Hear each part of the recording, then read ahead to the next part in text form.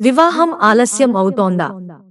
శ్రావణ మంగళ గౌరీ వ్రతాన్ని ఇలా ఈ మంత్రాలను పఠించి చేయండి, కోరుకున్న వరుడు లభిస్తాడు.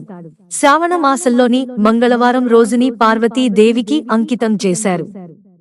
వివాహిత స్త్రీలు తమ వైవాహిక జీవితంలో సంతోషం, శాంతిని పొందేందుకు శ్రావణ మంగళవారం రోజున మంగళ గౌరీ దేవి వ్రతాన్ని ఆచరిస్తే, పెళ్లికాని అమ్మాయిలు తమకు నచ్చిన భర్తను పొందేందుకు ఈ వ్రతాన్ని ఆచరిస్తారు.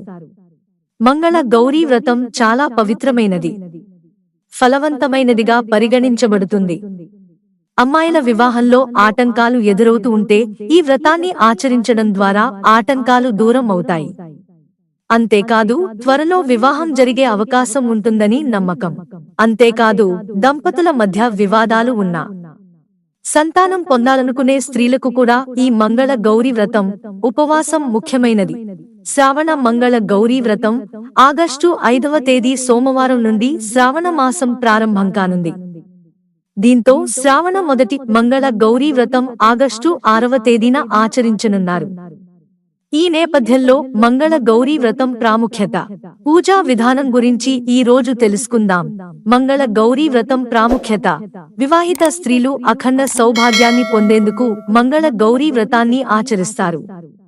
మంగళ గౌరీ వ్రతాన్ని ఆచరించడం ద్వారా కుటుంబంలో సుఖ సంతోషాలు, శాంతి, సౌభాగ్యాలు నెలకొంటాయి.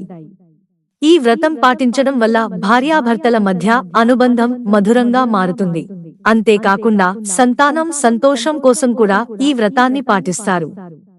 యువతి తన వివాహంలో అడ్డంకులు ఎదుర్కొంటున్నట్లయినా, ఎవరి జాతకంలోనైనా కుజదోషం ఉన్నట్లయితే ఆ యువతులు ఈ వ్రతాన్ని ఆచరించడం వలన శుభ ఫలితాలను పొందుతారు.